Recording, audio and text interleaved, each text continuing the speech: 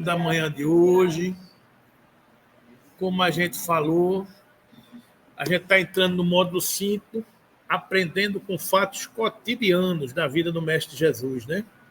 E hoje a gente vai estudar o primeiro roteiro, é o roteiro MMM, né? Marta, Maria e Maria de Magdala, né? Para poder a gente estudar essas personagens femininas do Evangelho, né? À luz da doutrina espírita. Então, esclarecer a importância de Maria de Magdala e das irmãs Marta e Maria no Evangelho de Jesus. Então, a visita de Jesus, as ideias que a gente vai estudar nesse roteiro, é que a visita de Jesus desencadeou diferentes comportamentos em seus amigos de Betânia.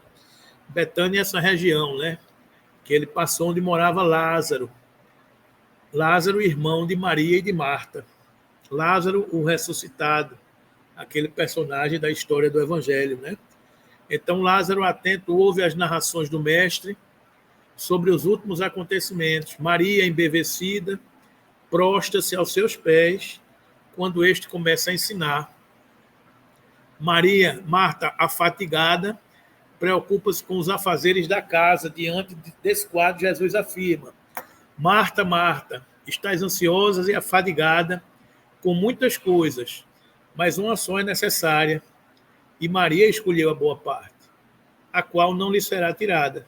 Esse é um pouco o contexto que a gente vai estudar dessa passagem das irmãs Marta e Maria, quando da visita de Jesus na casa delas, não é? São os aspectos das preocupações com as coisas do mundo, onde a irmã mais velha, Marta, tinha ao preparar a casa para receber Jesus.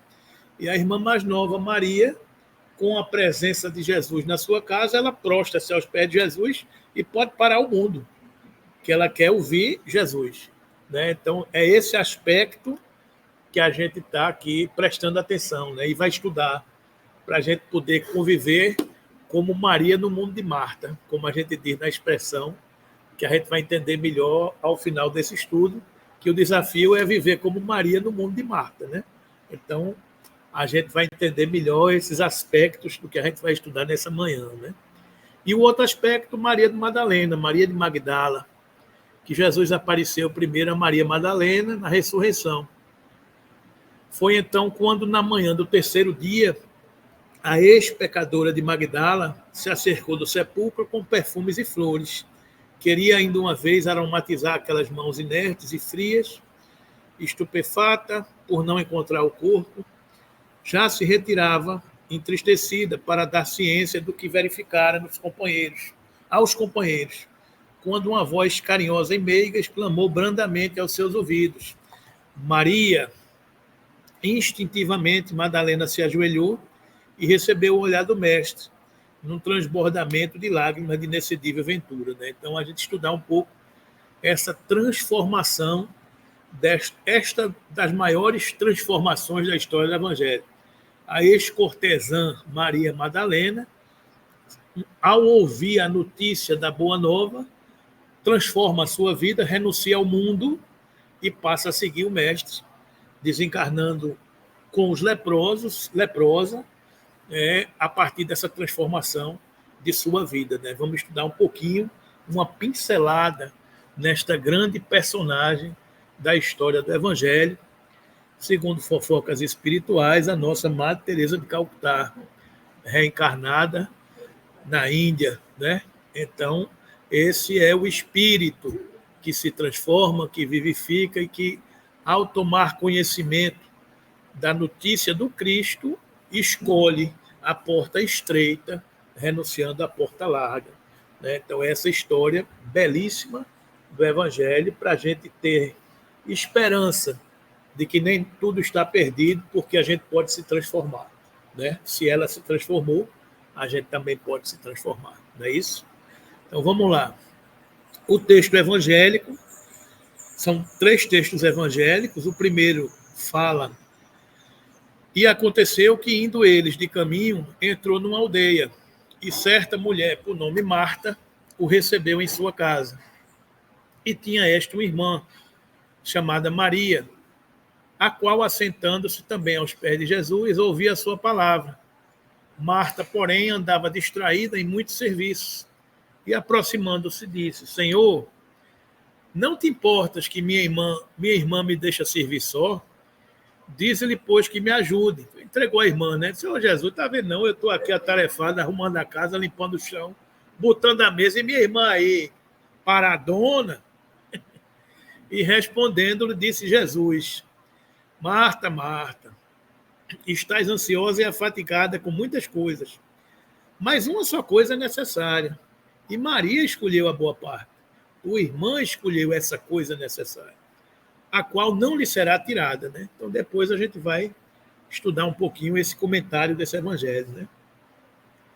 Uma outra oportunidade foi, pois, Jesus, 6 dias antes da Páscoa, a Betânia, na casa de Lázaro, o que falecera e a quem ressuscitara dos mortos. Fizeram-lhe, pois, ali uma ceia, e Marta servia também os afazeres da dona de casa. Marta servia a ceia, e Lázaro era um dos que estavam à mesa com ele. Então Maria, tomando 1 libra de unguento de nardo puro, de muito preço, ungiu os pés de Jesus e enxugou-lhe os pés com os seus cabelos. E encheu-se a casa do cheiro de unguento. Isso está lá também no Evangelho de João, a gente estudar essas atitudes das irmãs Marta e Maria diante da presença do Mestre também, né? Então, é uma pomada, uma essência que se usava muito naquele tempo, né? Era uma homenagem, você passar um óleo, você beneficiar, digamos, aquele hóspede. Não passava unguento, passava óleo nas feridas para descansar os pés. É aquela passagem do bom samaritano, quando aquele foi pego pelos ladrões e passou-se óleo, passou-se unguento nas feridas. Era um mimo que se fazia, né, para poder agradar as pessoas, porque tinha um efeito balsamizante e tinha um efeito agradável de cheiro, de tudo isso, né? E Maria fez o seguinte: ela, além de passar um unguento caro, unguento é como se fosse um preparado de óleo de espreme com ervas, né? Aí fica aquele molho pesto. Então é um molho pesto, só que chama-se unguento, para poder passar nos pés de Jesus, e depois o carinho foi tão grande que ela ainda enxugou com seus próprios cabelos, né? Então isso é uma manifestação de carinho, de respeito, né, que ela teve com o Mestre Jesus, né? O outro texto de Maria de Madalena é aquele que a gente viu, né? No primeiro dia da semana, Maria Madalena foi ao sepulcro de madrugada. Importante a gente observar, tem até uma página, se eu não me engano, é Pão Nosso, que ele fala de madrugada, né? O aspecto de acordar cedo, de partir na frente, de chegar na hora aprazada, digamos assim, né? Maria Madalena foi ao sepulcro de madrugada. Foi por isso também que ela chegou primeiro para encontrar o Mestre, né? Sendo ainda escuro, e viu a pedra tirada do sepulcro. Correu, pois, e foi a Simão Pedro e ao outro discípulo, a quem Jesus amava, e disse-lhes: levaram o Senhor do sepulcro, e não sabemos onde puseram. Maria estava chorando fora, junto ao sepulcro. Estando ela, pois, chorando, abaixou-se para o sepulcro, e disseram-lhe: mulher, por que choras? E ela lhes disse: porque levaram o meu Senhor, e não sei onde puseram. E tendo dito isto, voltou-se para trás, e viu Jesus em pé, mas não sabia que era Jesus. Disse-lhe Jesus: mulher, por que choras? Quem buscas? Ela, cuidando que era o hortelão, o jardineiro, né? Disse-lhe: Senhor, se tu o levaste, diz-me onde o puseste, e eu o levarei. Disse-lhe Jesus: Maria. Ela, voltando-se, lhe disse: Rabone. Ela reconheceu que era Jesus e disse Rabone, que em grego quer dizer mestre, né? Então estava ali Jesus materializado, né? A doutrina católica entende que é a ressuscitação, ressuscitou ao terceiro dia, é essa passagem, né? Mas a gente não vai discutir o termo, a gente vai apenas afirmar que a vida após a morte, que é o que é fundamental, não a morte. Isso é o essencial, que por hora a gente discute, depois a gente discute se é ressuscitado, se é o corpo espiritual, depois a gente discute isso, né? Então, detalhes com Roberto Carlos, né? Para nós espíritas não é ressuscitado, claro. Para nós espíritas é o corpo espiritual de Jesus que se apresenta, um fenômeno mediúnico explicado pelas leis naturais, explicados pelas propriedades mediúnicas do próprio Mestre Jesus, né? Da capacidade dele materializar os fluidos da natureza e materializar o seu corpo espiritual e se apresentar para Maria Madalena. Então, mas isso é outra coisa, isso é detalhe, né? O fundamental é que Maria Madalena viu ele fora do sepulcro e disse, Rabone, né? O aspecto é esse. O questionamento disso é que não encontrou-se no sepulcro o corpo material de Jesus. Essa é a grande polêmica da história, né? Porque se tivesse lá o corpo material de Jesus e do lado de fora ele se materializasse, tudo bem. A gente estaria caracterizado um corpo material e um corpo espiritual. Então, ali não teria grandes polêmicas e discussões. Mas o aspecto é que um corpo material não havia mais e um corpo espiritual se apresentou. Por isso que se coloca a questão ressuscitar, de que ele voltou ao corpo carnal, digamos assim, como Lázaro voltou. Lázaro foi ressuscitado, né? Mas, na verdade, Lázaro não morreu do ponto de vista fisiológico. Lázaro teve um processo de letargia, ele passou um processo adormecido e depois voltou à carne, digamos assim, sem que ele não tinha saído ainda, né? A gente estudou aqui, se houvesse apenas um vínculo com o espírito, com o fluido vital, aquele corpo não padeceria. Foi o que aconteceu, né? Essa polêmica, se levaram Jesus, se os essênios levaram o corpo de Jesus para enterrá-lo em outro lugar, quem levou, quem deixou de levar, eu não sei, eu não estava lá e não vou discutir essa questão, porque não vai mudar nada a história da nossa vida.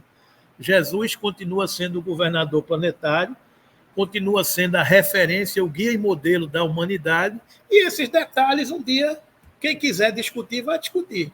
O importante é que não há morte, né? E é isso que a gente está estudando hoje, né?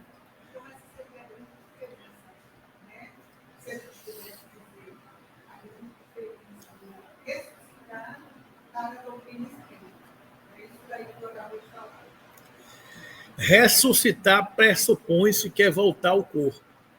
É um corpo que estava morto, voltar a viver. Esse é o que se diz. Aparecer, digamos assim, é um corpo espiritual, que não é o corpo de carne. Então, por exemplo, se a gente está vendo aqui um espírito e ele se materializa, este espírito que a gente está vendo aqui materializado, este corpo físico que lhe serviu numa determinada encarnação, provavelmente já está decomposto, enterrado, debaixo de 7 palmos de terra, né? Você dizer que este corpo que você está vendo é aquele corpo que você enterrou, ressuscitado, cientificamente isso é impossível.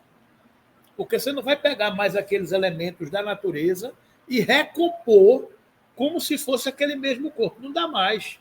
Aquele corpo já se misturou na natureza. Aqueles elementos já estão absorvidos no seio da natureza. Agora, um corpo espiritual que existe sempre, ele pode se materializar com as propriedades daquele corpo espiritual.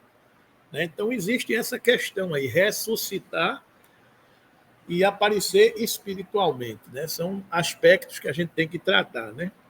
Agora, a palavra ressuscitar estava nos evangelhos originais e era tido como reencarnação mesmo. Agora, há palavras é que a humanidade vai criando polêmicas em torno de nomenclaturas. E ao longo da humanidade a gente vai até hoje brigando. Por exemplo, Abraão é pai de Moisés, é pai de Isaac e é pai do nosso governador planetário, como é Ismael. Abraão é pai de Ismael com a escrava Isgar, né? E é pai de Isaac com a sua esposa Sara. E da genealogia de Abraão foi Isaac com Agar e Isaac com Sara e Ismael com Agar. Como Sara começou a ter ciúme de Agar, porque diz que Ismael brincava com Isaac, ela pediu a Abraão que expulsasse Ismael e Sara e Agar da sua casa. E Abraão, contrafeito, teve que fazer isso. E Agar e Sara e Ismael foram perambulando pelo deserto e são, digamos assim, os fundadores dos povos árabes. E nas escrituras do Velho Testamento está dito que Abraão seria o pai da humanidade e que ele criaria uma terra prometida. E Ismael fundou os árabes e Isaac, pai de Jacó, fundou as 12 tribos judaicas, né, da Judéia. Terra prometida para os judeus, terra prometida para os árabes, descendentes de Abraão. E todos dois reclamam a terra prometida. A terra prometida é minha. A terra prometida é minha. E eu sou descendente de Isaac, que é filho de Abraão. Então eu sou dono da terra prometida. Eu sou descendente de Ismael, que é filho de Abraão, o patriarca, o fundador das religiões monoteístas. E está todo mundo brigando pela terra prometida, que é minha, e estou confusão até hoje. Então, palavras, entendimentos que a gente tem na história da humanidade. Então, esse é o ponto. Isso eu estou falando de quê? Abraão, 2.000 anos antes de Cristo. Moisés, 1.300 anos antes de Cristo. Na genealogia de Moisés, também surge Jesus, o ano zero, né? Então, tudo isso são circunstâncias da história da humanidade, aonde se reclama uma terra prometida e depois aparece Maomé lá no seio das tribos árabes, funda o islamismo e toma o rolo. Eu estou entrando nesse parênteses para dizer que palavras ressuscitou, reencarnou, é como a humanidade vai entendendo e criando a conceituação que cabe na sua razão, né? Como é que pode uma criança não poder ter amor? Então, é o que a gente estuda com a visão circunscrita daquele aspecto. Se a gente amplia o olhar, a gente vai parecer aquele personagem de Chicanice que tinha muito tempo atrás, né? Que faz, é? Pronto, é. Não, Jô Soares, né? Que diz, é? Pronto, porque quando você amplia, você olha a coisa sob um outro olhar, né? Fechando o parênteses, vamos em frente. Sim, e todos nós somos de religião abrâmica, as religiões monoteístas, o islamismo, o cristianismo e o judaísmo. Todo mundo veio de Abraão. Todo mundo veio dessa genealogia de Abraão que está lá no Velho Testamento, né? Então, tudo isso vai clareando. É a terra prometida, que em 1947, 48, tentou-se fazer um acordo, só tu fica com um pedaço, o outro fica com outro pedaço, e no meio fica Jerusalém. Por que fica no meio Jerusalém, que representa 1% daquele território? Porque ali em Jerusalém, num raio de 3 quilômetros, tem lá a Igreja da Natividade, que foi onde Jesus, teoricamente, nasceu, na manjedoura, ou seja, um símbolo sagrado do cristianismo. Tem lá a terceira mesquita mais importante para os muçulmanos, só fica atrás de Meca, de Medina, e lá é a terceira, que foi onde houve a ascensão de Maomé, que subiu aos céus e viu o anjo Gabriel e tudo isso. E tem lá o pedaço do muro das Lamentações, que é o que sobra do Templo de Salomão. O Templo de Salomão, mais ou menos 1000 anos antes de Cristo, ele construiu o templo. Os babilônios, quando invadiram Jerusalém, derrubaram o Templo de Salomão, eles reconstruíram, aí depois os romanos derrubaram de novo, e depois os assírios derrubaram de novo. Então acabou-se o Templo de Salomão, onde se adorava o judaísmo, né? Onde se guardavam a arca das escrituras sagradas do Monte Tabor, né? E hoje só tem o muro. Então está tudo lá. O muro para os judeus, o templo para os muçulmanos e a igreja para os católicos. Então, de quem é esse terreno? É meu, é meu, é meu, é teu. Tome confusão. Tome cruzada, tome briga, tome morte. E a terra é a terra de quê? Do Espírito, né? Essa é que é a nossa terra prometida, né? Então, são discussões da humanidade que a gente vai ficar inflamada ainda muito tempo até entender esse aspecto, né? Isso é assim. Para falar resumidamente, é assim. Haja confusão, né? E a gente não está fora disso, não, porque a gente já deve ter reencarnado lá muitas vezes. E graças a Deus, hoje a gente já tem uma percepção diferente desse contexto, né? Eu acho que para os católicos as cruzadas foi suficiente. A gente já não briga mais por causa daquilo ali. Então já morreu gente suficiente. Tá bom, não vamos brigar mais por causa de Jerusalém, não, né? Então, a coisa já está. Vamos pacificar agora muçulmano e judeu, nessa confusão que ainda resta, digamos assim, na história da humanidade. Mas vamos lá. Que, na verdade, hoje essa batalha não é de muçulmano e de judeu. Essa batalha é de um grupo terrorista com os judeus, né? Que aí eu não vou entrar no mérito das discussões do que é que um acha, o que é que o outro acha. A discussão é outra. A guerra não é Palestina e Israel. A guerra é Hamas e Israel. Então, não vamos discutir isso, não, pelo amor de Deus. Mas diga.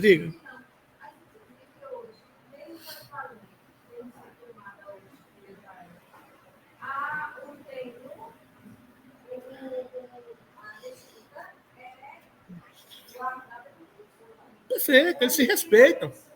Se respeitam. Então, a gente tem que se respeitar. É como a gente já estudou aqui, haverá um só rebanho e um só pastor. Mas as religiões não serão apagadas da história da humanidade. São as nossas culturas. São as nossas culturas. A gente não pode rasgar os livros sagrados. A gente tem que respeitar a história e o contexto de tudo isso, né? Não dá para dizer você está errado. Não tem erro.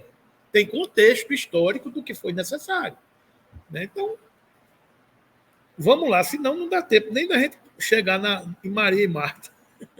Mas é bom, porque a gente pega uma perna, sai por a outra, e sai conversando, sai misturando as coisas, né? Então vamos lá. A tradição judaica, a história da mulher aí, né? Mantinha a liberdade feminina semelhante à dos homens, judaica, antes, judaísmo. Nos tempos antigos, Israel vivia num mundo patriarcal, mas sua sociedade era sempre conformada por uma fé que dava igualdade às mulheres aos olhos de Deus.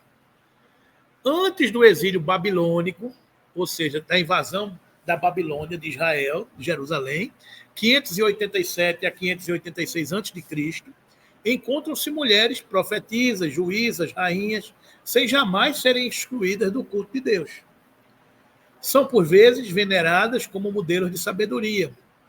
A honra das mães é equivalente à dos pais na lei básica de Israel, os 10 mandamentos, né? Você tem lá honrar pai e mãe nos 10 mandamentos, né? As mulheres não estão excluídas desse pensamento de igualdade. Os direitos das famílias, de viúvas, de mães, são protegidos por lei. A mulher que se envolve em empreendimentos comerciais lucrativos, que ensina com sabedoria e que serve à comunidade mediante atos de caridade, é reverenciada como ideal. Quando Israel foi levada para o exílio babilônico, seus sacerdotes no exílio determinaram que iriam traçar um plano para a vida de Israel, que asseguraria que ela, a nação judia, jamais seria de novo julgada por Deus. Assim, coletaram e escreveram uma legislação sacerdotal que iria assegurar o ritual e a pureza social de Israel. Ao mesmo tempo, enfatizaram a importância da circuncisão como sinal de aliança. Aí entra a questão de purificar o ser nascente com o ato da circuncisão, que é cortar o prepúcio quando nasce um homem, né, do pênis, do órgão genital masculino, que é um símbolo de pureza, para aquela criança ser pura e fazer uma aliança com Deus, né? Essa ênfase levou a sexualidade para o domínio do culto. Ou seja, só quem podia fazer isso eram os homens. As mulheres não podiam, né? e relacionou as mulheres à comunidade da aliança apenas através dos homens.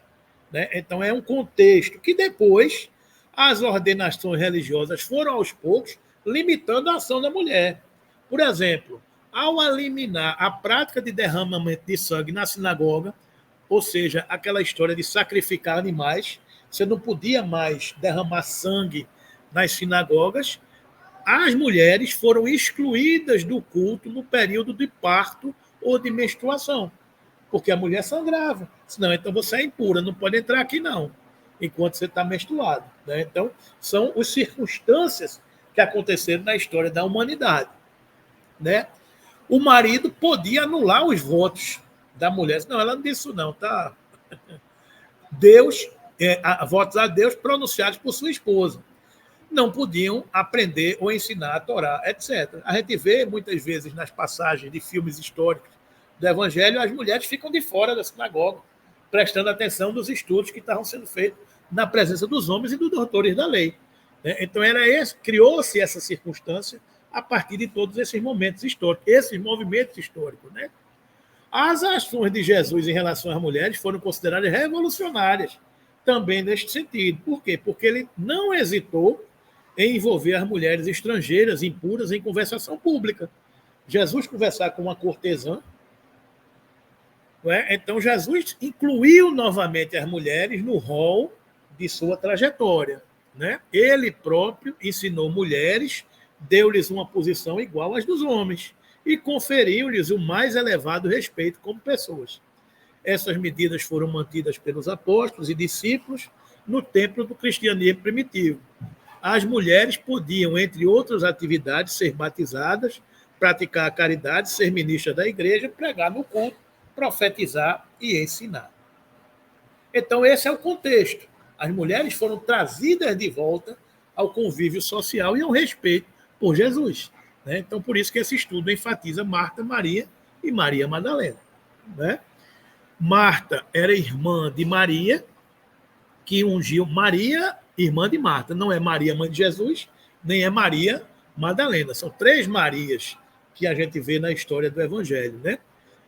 Que ungiu Nosso Senhor pouco antes de sua morte, Jó, que está lá no Evangelho de João, e de Lázaro, a quem Jesus ressuscitou dos mortos, que era irmão de ambas.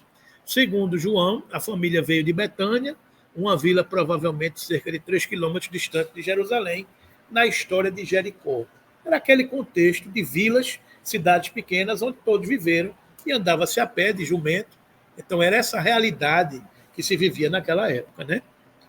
A gente não pode pensar em Jerusalém, em Nazaré. Nazaré era uma aldeia com 25, 30 casas. Era um lugar bem pequenininho. Né? Então, era um povoado, digamos assim, que você vivia naquela época. Né? Então, a gente não pode pensar numa cidade grande, não dá. Era uma coisa muito mais restrita, porque a população do planeta, naquele momento, era muito menor. Né? O nome Maria Madalena, outra importante personagem do Evangelho, sugere que ela veio de uma aldeia galileia chamada Magdala. Em Lucas, lemos que entre as mulheres curadas de possessão demoníaca, isto é, subjugação, obsessão, né? E que passaram a acompanhar o Senhor e seus discípulos durante o ministério da evangelização dos mesmos, estava também Maria, chamada Madalena, da qual saíram 7 demônios. Ou seja, Maria Madalena também passou por um processo de desobsessão, relatado no Evangelho de Lucas, né? Na terminação mais longa, obsessores, né? Digamos assim. Então, esse é o contexto desse personagem histórico. Né? Analisando esse primeiro texto de Marta e Maria, quando fala que Jesus foi visitar no caminho certa mulher por nome Marta, recebeu em sua casa, e tinha uma irmã chamada Maria, a qual, assentando-se também aos pés de Jesus, ouvia a sua palavra. Marta, porém, andava distraída em muito serviço. Aproximando-se, disse: Senhor, aquela história, entregou a irmã a Jesus, né? Disse: rapaz, eu estou aqui trabalhando, ralando, suando, com a mão fedendo a alho, e ela está aí, sentada no bem bom, ouvindo tu conversar, né? Isso foi a reclamação de Marta a Jesus, né? Jesus, que era amigo da família, ele não era um estranho, ele era amigo da família. Ele disse: ô Marta, Estás ansiosas e afadigada com muitas coisas. Você está estressada demais, cuidando das coisas da casa. Eu não estou preocupado com as coisas da casa, digamos assim, né? Mas uma só coisa é necessária. E Maria, sua irmã, escolheu essa coisa necessária e esta parte não lhe será tirada, né? Então, vamos entender o que Jesus quis dizer com tudo isso, né? As irmãs Marta e Maria recebem a bênção da visita de Jesus na intimidade do lar. A oportunidade em que manifestam entusiasmo pela presença do Mestre, na forma que lhes é própria, consoante o temperamento, necessidades e entendimentos espirituais. Maria, cujo nome aparece citado em Lucas e em João, prostra-se aos pés de Jesus. Eu sentei aqui, daqui eu não saio, né? Ouvindo embevecida as narrações e ensinamentos. Naquele momento, nada mais lhe era importante. Tudo se tornou secundário. Pode acontecer o que for, pode passar o cabo do carro do ovo, vendendo o ovo barato, que eu não vou sair daqui. Eu vou ficar aqui ouvindo Jesus, né? A não ser acomodar-se e escutar o mestre. Reconhece-se nessa ação de Maria uma espontânea demonstração de devoção ao Salvador. Ou seja, devoção. Ali ele está, aqui eu vou ficar, né? Marta, porém, interpreta equivocadamente o comportamento da irmã, pedindo auxílio ao mestre. Senhor, não te importas que minha irmã me deixe servir só? Diz-lhe, pois, que me ajude. O Senhor, porém, faz-lhe suave advertência, esclarecendo-lhe para não valorizar em demasia as coisas materiais. Eu não vim aqui comer. Em outras palavras, Jesus quer dizer, não vim aqui cear. Eu vim aqui falar das coisas de Deus. Não é? Ainda que importantes, tudo bem, eu entendo, eu respeito, eu aceito, né? Mas, como a alimentação e o conforto da hospedagem, por serem bens passageiros, tudo isso vai passar, digamos assim, né? Por isso afirma, Marta, Marta, estás ansiosa e afadigada com muitas coisas, mas uma só é necessária. E Maria escolheu a boa parte, a qual não lhe será tirada. Isso é até uma reflexão para a gente pensar nessa época de Natal.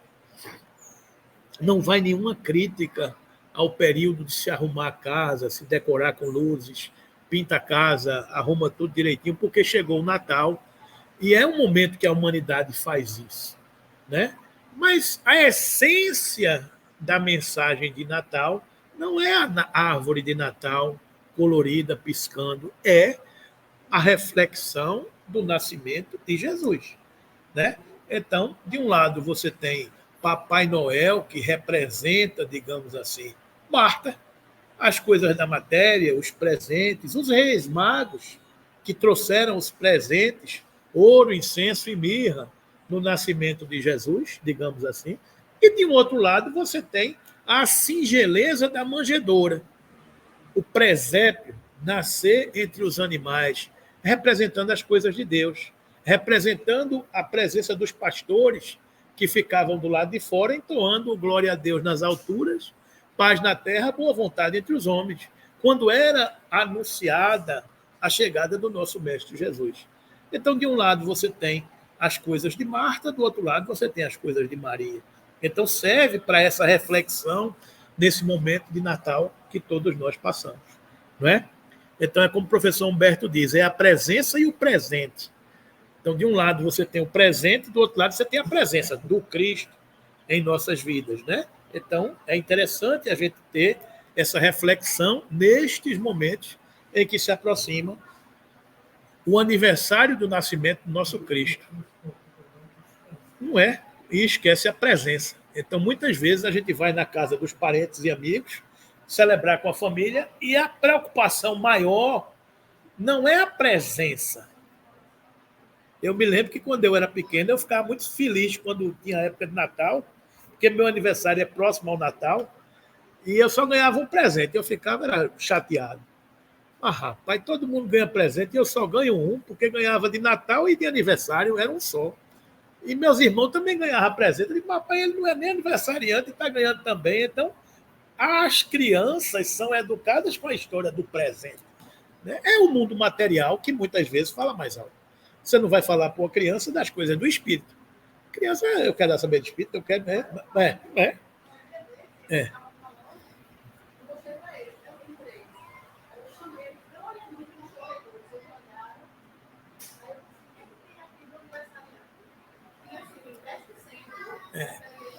Lembrava isso, né? É. É o mundo de. É viver como Maria no mundo de Marta. Esse é o desafio. Esse é o desafio. Marta estava preocupada com a árvore de Natal, a luz, as coisas, para receber o Natal. O que é o Natal? Papai Noel vai chegar essa madrugada. Onde é que ele vai trazer meu presente? Vai entrar pela chaminé? A simbologia do Natal no imaginário das crianças é a presença de Papai Noel, que vai chegar de madrugada e que vai descer pela chaminé. A simbologia não é a chegada do menino Jesus, que nasceu como redentor da humanidade, no seu símbolo de humildade, nascendo na manjedoura. Então, a gente não tem essa percepção. Então, a gente vive como Maria no mundo de Marta. Então, esse é o grande desafio que a gente enfrenta para... Eu não estou dizendo que a gente vai pegar essa tradição, essa cultura e jogar fora. Não é isso que eu estou dizendo. O que eu estou dizendo é que a gente tem que começar a inserir as coisas que não mudam, porque ela fez uma boa escolha e essa não lhe será tirada. Porque o presente que eu recebi de Papai Noel há 30, 40 anos atrás, eu já não tenho mais. Mas a presença do Senhor Jesus em minha vida, essa não me será tirada, jamais. Porque essa que é passaporte para a minha felicidade, digamos assim, a minha libertação, né?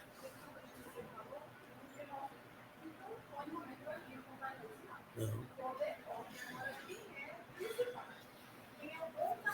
É difícil você discutir contra o contexto, né? É uma dificuldade. É por isso que a gente está em transição. É por isso que a gente está em transição, né?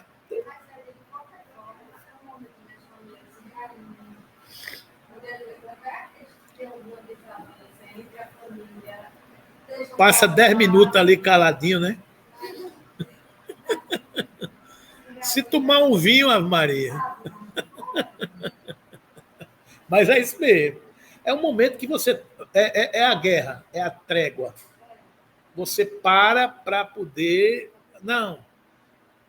Que bom seria se fosse Natal todo dia. Já tem até uma música de Simone, né, que diz isso. Que bom seria se fosse Natal todo dia. Porque no Natal o coração amolece, você liga para o parente, você tem saudade, você perdoa, você chora, você é amoroso, você lembra de pessoas que você esqueceu, você tem ternura no seu coração.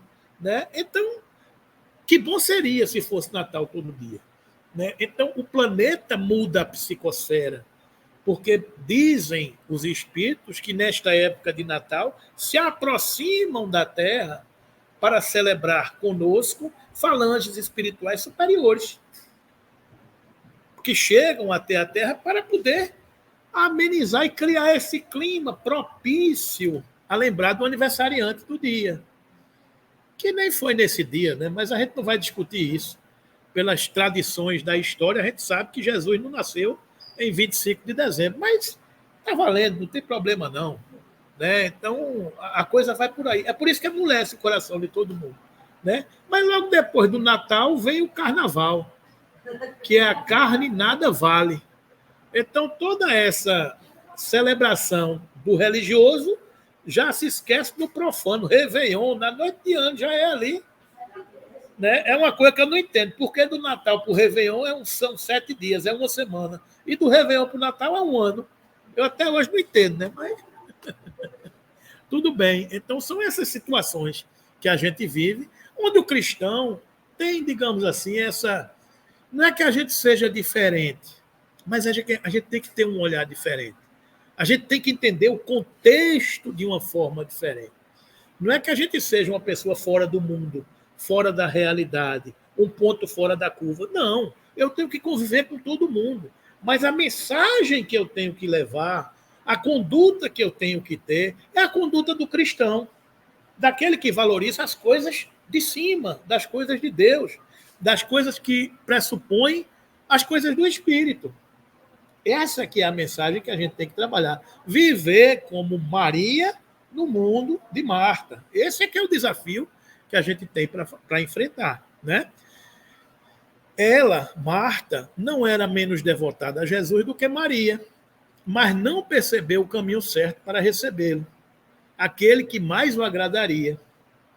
Marta não percebeu o caminho certo para agradar Jesus. Pode ser que se um convidado fosse outro, ele não ia ter nada para oferecer.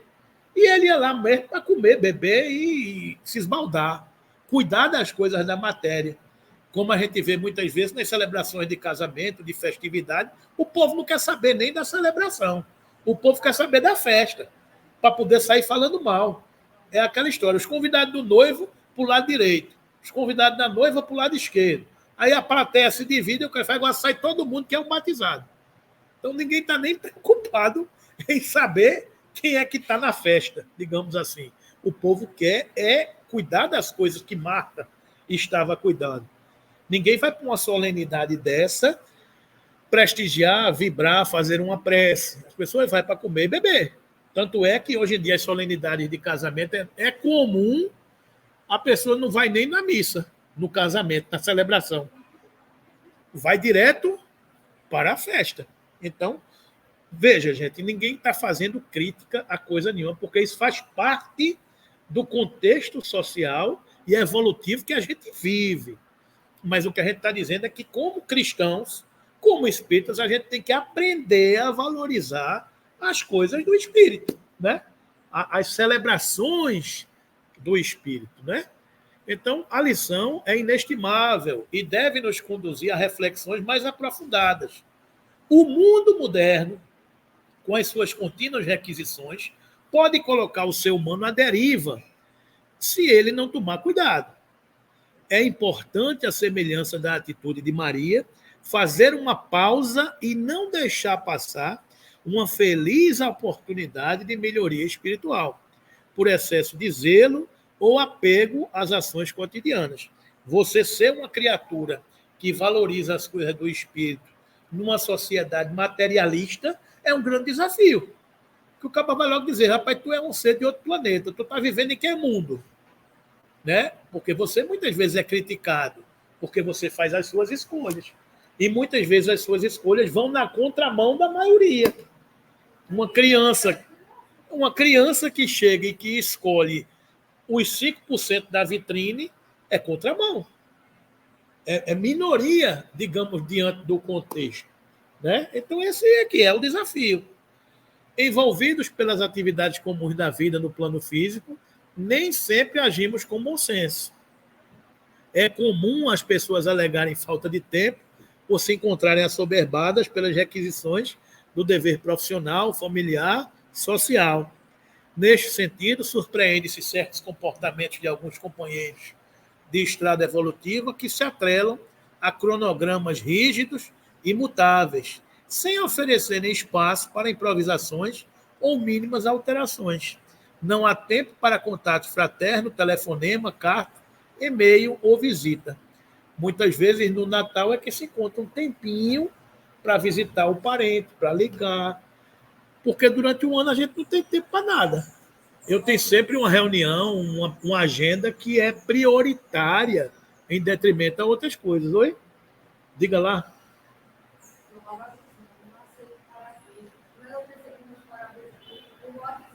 Não aceito não, né? Tem que ligar, né? Tá certo.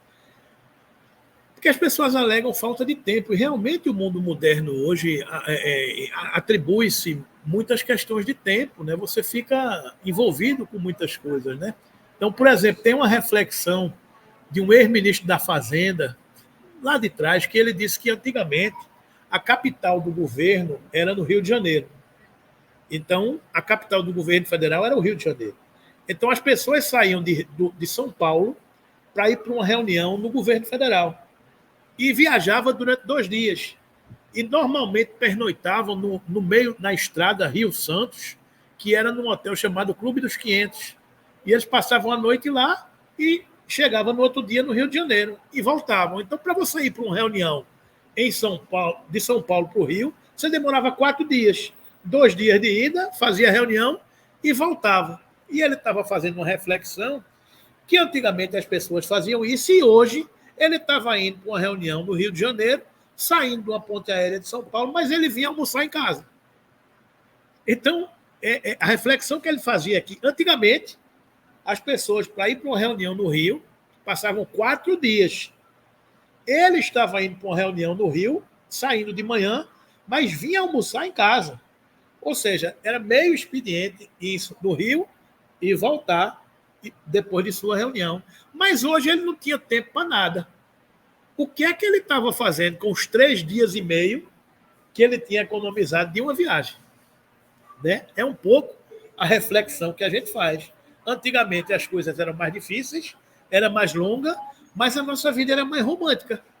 A gente tinha mais tempo para muita coisa, para visitar um amigo, né? Para mandar uma carta, para ficar ansioso porque a carta não chegava. Né? Hoje em dia a gente não tem tempo mais nada, o Zap interrompe sua vida assim, vai atravessa a sua vida e você já sabe, acabou. Você já está andando de costa, porque já sabe o resto, né? O final. Então, são os desafios da vida contemporânea. Né? Então, devemos analisar melhor esta questão. É importante. O cara já vai para o self-service comendo em pé, porque já vai comendo, fazendo a digestão e saindo. Né? Em São Paulo tem self-service, que o cara se serve em pé, vai comendo, no final paga e sai. Não tem mais nem lugar para sentar. O cara já sai comendo em pé. Já sai do outro lado, né? Já saiu. Né? Então.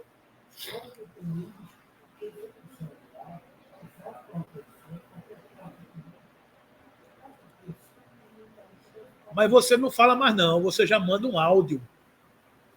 Porque você não quer perder tempo com a interação. Você já diz o que quer dizer. E o outro já responde o que tem que responder. Você não tem mais, oi, tudo bom, João? Como é que você vai? O que é que você está fazendo? Não sei o quê. Não tem mais essa introdução. A conversa é direta, é pá, o outro faz pá, e ninguém conversa mais. Já manda um áudio. E quando é um áudio mais de 2 minutos, você já fica dizendo, mandar um podcast, foi? Já fica achando ruim, porque o cara mandou um áudio de mais de 2 minutos. Rapaz, tu mandasse lá 2 minutos, tem tempo para isso agora, não. De noite eu vou ouvir. O cara não tem tempo de ouvir um negócio de 2 minutos, porque é muito. Então, esse é o mundo que a gente está vivendo. E as relações sociais? Fica onde? Né? E essa coisa do rapport, de trocar, de eu olhar para você, você olhar para mim, eu estar sentindo a sua vibração, você está sentindo a minha vibração, e estabelece uma comunicação. Onde é que fica? A gente não tem tempo mais para nada disso, não. Hoje em dia todo mundo é apressado. Né? Então, tem a velocidade de 1,5, 2, né? Por Cabo Rio. Eu estou ficando doido, porque eu já não consigo mais falar pessoalmente. Eu não consigo mais ligar. Eu já mando um áudio. Ainda tem que acelerar. Aí, amigo, pare o mundo que eu quero descer. Eu não quero esse mundo para mim, não. Eu não quero ir. O cara ainda... E deixa normal. Um dia desse eu peguei o celular de um amigo, o áudio dele estava no normal, a configuração é 2 vezes. Aí eu digo, rapaz, tu é ansioso, rapaz, um pouquinho. Eu digo, mas claro que tu é ansioso. Porque se tu já ouve o negócio... Meu amigo, respire. Pare um pouquinho para respirar. Né? Acerene a sua mente. São as mentes inquietas. Vocês que são psicólogas estão enfrentando esse desafio. As pessoas estão ali, ó, velocidade ciclópicas. Você está conversando com a pessoa, diga logo o que é que você quer, conclua. O cara fica ali agoniado porque você não... Rapaz, espera aí, eu estou introduzindo a história. Não, diga logo que eu não tenho a hora. E passa depois meia hora, 1 hora, olhando para o celular e fica assim, adementado. Porque a cabeça quer descansar. ele fica adementado, ele não está vendo nada, mas está ali só curtir. Pronto. Esse é o mundo que a gente está vivendo, um bando de zumbi. É um bando de zumbi que fica ali, aquele negócio todinho ali. Depois você vai falar, o cabo não dá. Esse é o mundo, né? Então,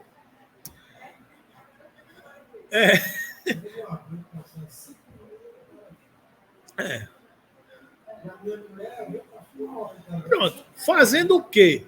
Aí o cara, você está olhando o quê, pelo amor de Deus? Não. Aí eu estou mandando aqui, eu estou contando minha vida. Entrei no banheiro, aí tira uma foto. Pá!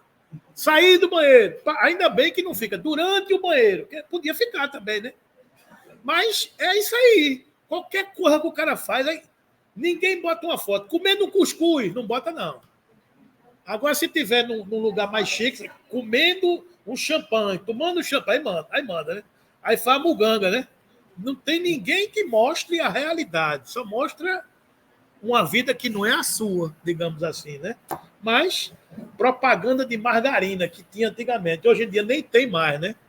O cara vive feliz como uma propaganda de margarina. A gente, no nosso tempo de televisão, quando tinha televisão, que é uma coisa que está fora de moda, hoje em dia ninguém tem mais televisão. A gente só assiste hoje canal de YouTube, série, agora é coreana, né? Que todo mundo vê série coreana, né? Porque deve ser porque demora muito, não sei não. Mas tem agora que todo mundo vê série coreana, não sei não. Por quê? Não, rápido, por causa da hora. Rápido.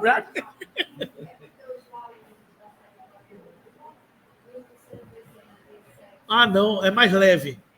Graças a Deus. Nem tudo está perdido. Então tá ótimo. Aquela massacre, né? Tá certo. Tá explicado. Entendi agora. Vou defender a série coreana agora. Mas antigamente, quando a gente via televisão, tinha. Obrigado, meu irmão. Tinha propaganda. E a propaganda era propaganda de margarina. Era aquela família feliz na mesa. O cachorro, até o cachorro sorria, né? Chegava o cachorro na mesa sorrindo. Aí você olha para o cachorro, aquele cachorro feliz sorrindo. Rapaz, até o cachorro está rindo na mesa. Então, aquela propaganda de margarina, que hoje em dia não é a família tradicional. A família, o cabo acorda uma hora, a outra acorda a outra, se encontra na mesa, de vez em quando no corredor, tudo bom, e vai embora. Então, é assim, ninguém tem mais esse almoço de domingo, esse almoço de sábado, esse romantismo não tem mais. Quando se encontra no domingo, o pau canta. O pau canta, porque hoje em dia já brigou nos grupos de WhatsApp. As famílias já brigaram previamente nos grupos de WhatsApp. Porque um é à esquerda, o outro é à direita, um é por centro, um é amarelo, o outro é vermelho. O pau já cantou nos grupos de WhatsApp. Ninguém se encontra mais. Aí, quando chega no encontro familiar, aí fica o grupo de cá, o grupo de lá, o grupo do meio. É a realidade que a gente está vivendo. Todo mundo com o celular na mão, ninguém fala mais, né? Digamos assim. E a história do bico. Quando chega o valente, aí o cabo faz. O cabo chegou, né? O cabo chegou, é o bico, né?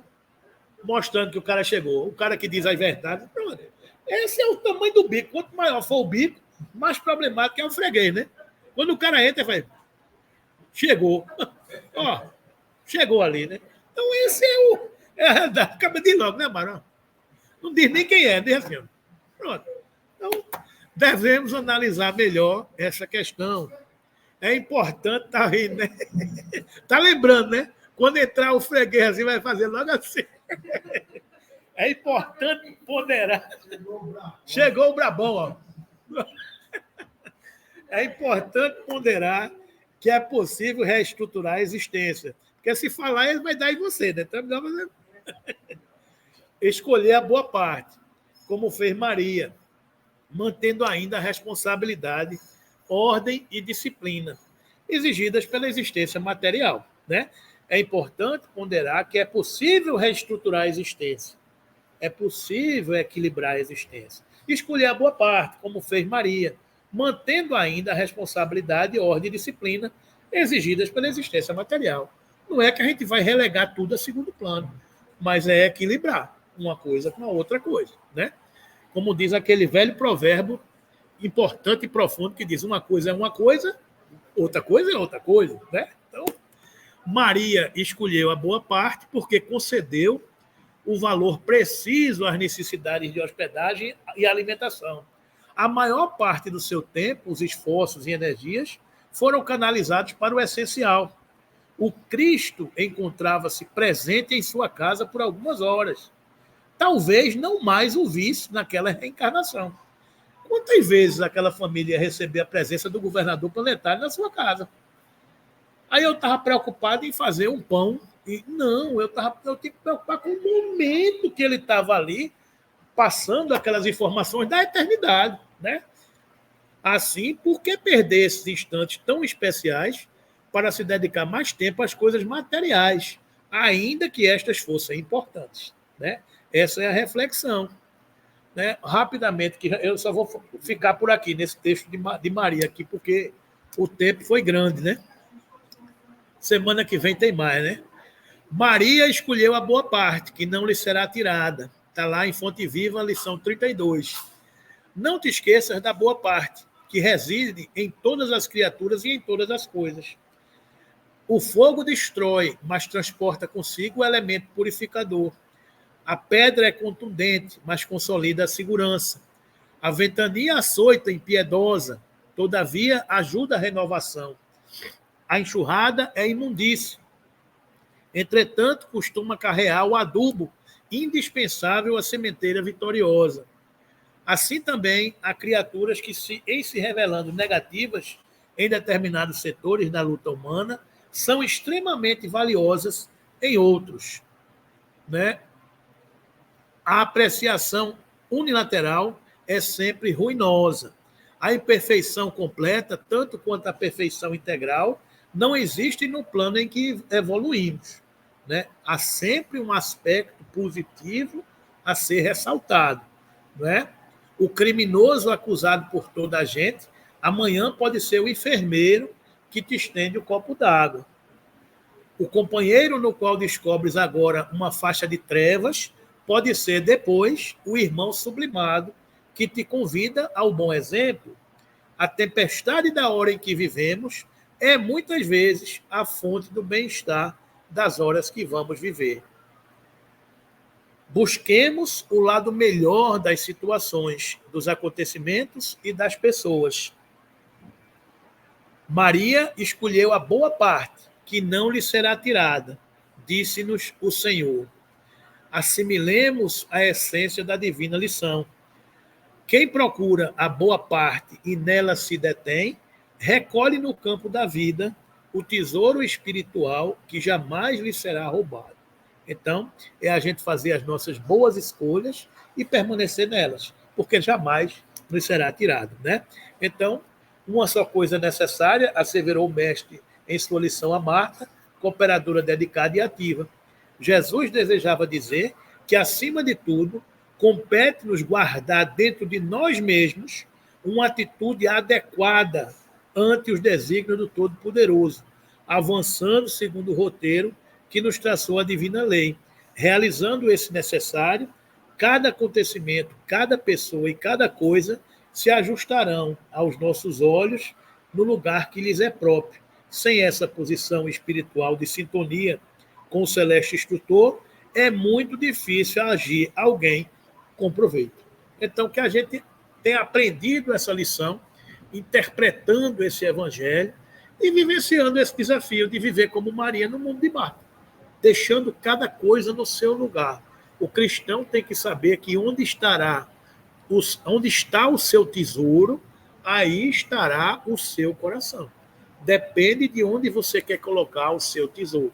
E aí você vai ser feliz ou infeliz, né? Vai ter uma vida mais tranquila ou mais atribulada, né? Esses são os desafios. E a gente vai ficando por aqui, porque já são 10 para as 10. O estudo de hoje pegou vários caminhos, movimentou-se, né? A gente trouxe muitos contextos dessa realidade aí, né? Então, vamos fazer a nossa prece de encerramento, agradecendo a Jesus mais essa oportunidade de estudar, 1 hora de estudo, tá vendo?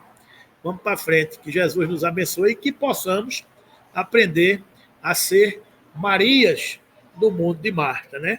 Entendendo a importância e a relevância de cada um dos papéis que nos cabe na sociedade que a gente vive.